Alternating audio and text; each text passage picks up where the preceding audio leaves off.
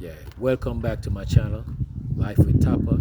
Follow the movement, tapping our black flag, chop chop. You know what it is. Today we're going to be talking about how you start is how you finish, which is also going to be an ebook. Well, if you got a loved one that's in federal prison, how they start is how they going to finish. Really, let me break this whole definition down to you. How you start when you get there. If you start working on your case early, is how you going to finish. That's going to be the quickest way you're going to get out. How you start is how you're going to finish. That's what that's all about.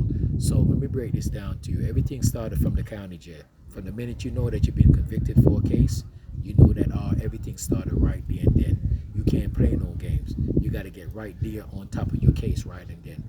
You have to start reading about your case. You got to start getting, because really and truly your transcripts ain't been printed yet. You can't go to the court reporter to get your transcripts once you've been convicted. You can't get them yet. It takes them a little bit of time before they process them. So therefore, what you could do is keep on going to the law library and educate yourself about the law. Start talking to dudes who you see working on their case that's really taking their case serious. That's separating themselves from the masses that's in there. So once you find individuals that's taking their case serious, you need to sit down with them, try to get as much game you can get from them. Even though they might not be a good person or the best person to talk to, but at least they're talking about something that you really need to hear about, which is law. Because the law is a whole different thing. It's not everybody that could actually articulate the law or understand the law, because majority of the law is written in Latin, and that's a whole nother language. So you have to start from the county jail, start researching your case, start learning your case. So that means by the time you reach to whatever destination the BOP is going to send you to, by the time you reach there, you're ready to go right into your situation. That means you got to try to make sure you get the money. The courts, a lot of times, the court will pay for the court reporter to actually get you the whole transcript, because they have to give you the whole transcripts so you could basically file an appeal. That transcripts is so important. That's your whole entire life, because with that transcripts, if you know from early how to find constitutional violations, it's more easier for you, because you could read a whole transcripts like a book, and you can see, all right, yeah, the police, yeah, he did violate my constitutional rights because he didn't have probable cause to stop this vehicle.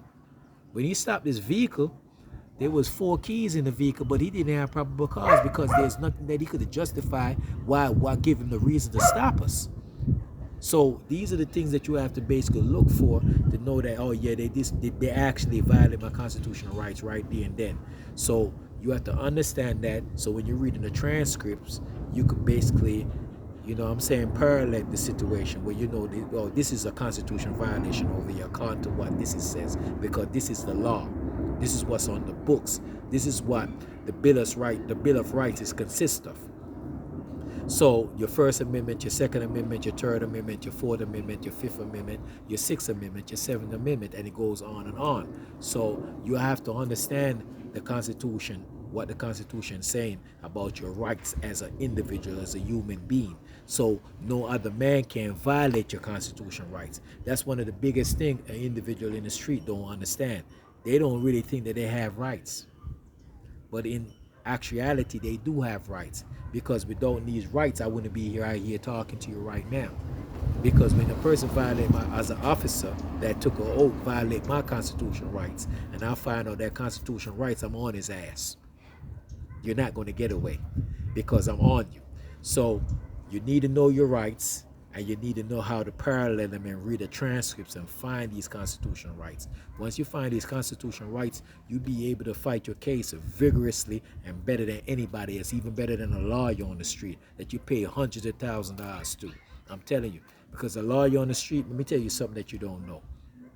A lawyer on the street, a lot of time, they're not even writing the motions. They got a law clerk, and the law clerk is the one who's writing the motions and doing the research. They're fighting the case law, and they're putting everything together. All they doing is taking that motion, go in the court, and they're representing the case. They just a mouthpiece, nothing else. Don't get it misconstrued. Yeah, some of them could come and sit down and do the research and write the motion and all of that. But majority of lawyers don't even do that. They got a law clerk for that. Or they got an individual that came out of law school, and they're acting out of the capacity of an intern. So all their job is to actually find the case law, put the case together, and give it to him. And he go in the courthouse and actually represent it. So that's his job. So know this and know that you're the best lawyer on your case because the situation happened to you. Nobody know your case better than you because you was there from the inception. You was right there from the beginning when that case first started. So nobody can tell you about your case. So you're the best person to tell anybody about your case. Not even the courthouse can tell you about your case. But don't get intimidated by the courthouse settings or whatever the case may be. You're the best person because you know your case better than anybody. Trust me. Trust when I'm telling you what I'm telling you. You know your case better than anybody. So you're the best person to fight your case. Make sure you don't basically use your money up on all commissary. Make sure you save some of your money because you're going to prison. So therefore, you need to make sure you have money because it takes money to fight cases. Don't get it misconstrued.